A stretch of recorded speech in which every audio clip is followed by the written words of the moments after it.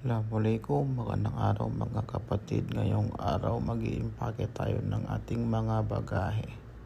Ayan po si Mama di iniimpake na inuuna niya po yung mga dates.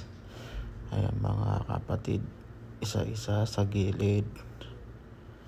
Tapos niyan mga nasa plastic na chocolates.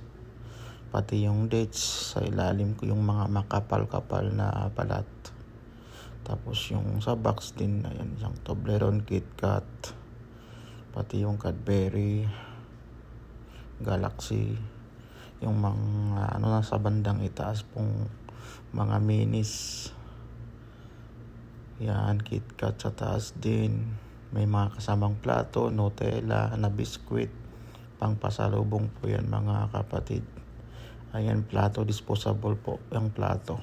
Para wala nang hugas-hugas, diretso na tapon. Ayan po, ibabalot na natin ang ating bagahe para safe.